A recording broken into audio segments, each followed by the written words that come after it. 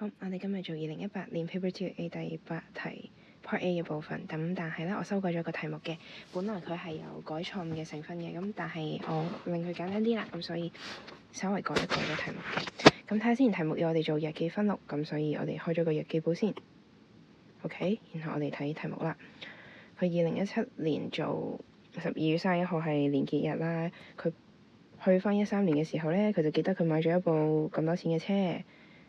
點知今年12月嘅時候就爛咗咯喎，咁佢收錢咧收咗咁多，用支票收嘅。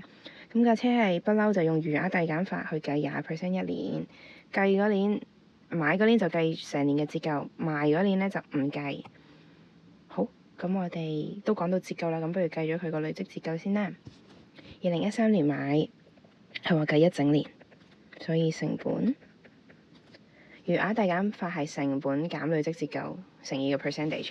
係唔關嗰啲殘值事㗎，雖然呢題冇 fit 你，但係順便提下你啦。咁應該會得到30000。咁14年繼續成本，今次有得減累積折舊咯喎，減翻上年嘅數，乘以20%，等於24000。15年成本減第一年累積嘅折舊，第二年累積嘅折舊，乘以20%，等於19200。好，唔好意思，唔夠位，褪落去先。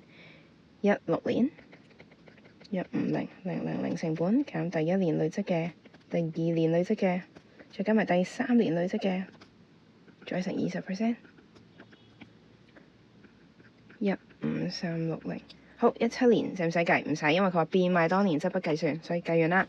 咁我哋有每年嘅折舊費用啦，咁我哋累積就係將咁多年加埋佢，將第一年、第二年、第三年、第四年嘅折舊費用加晒佢，你就會揾到個累積折舊啦。咁就應該係88560。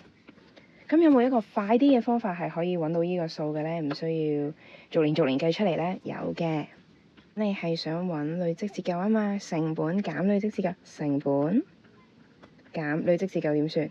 我哋揾個成本乘以，我哋會折20%，咁會剩翻幾多 percent？會剩翻80%。唔好意思，會剩翻80%。咁幾多年啊？有13、14、15、16、4年，所以4次方。你最後撳一撳機，你會得到一樣嘅答案嘅。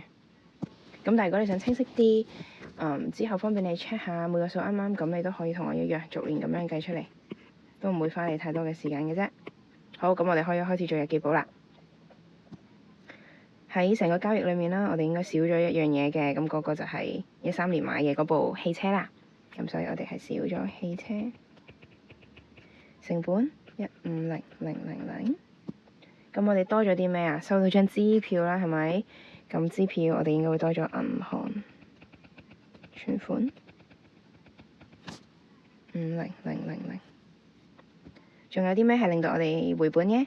累積折舊啦，證明我哋有用過依部車啦，都唔係全新嘅就爛嘅，係咪？咁我哋累積折舊啱啱計咗啦，太好啦，88560。咁邊邊大啲啊？依個 total 大啲定依個數大啲？係啦，依然係汽車嘅成本大啲嘅，咁即係證明我哋賺係冇蝕咁多嘅，咁所以係損失嚟㗎啦，咁就變賣損失。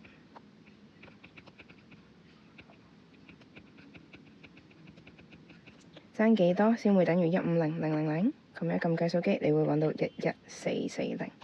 好，搞掂。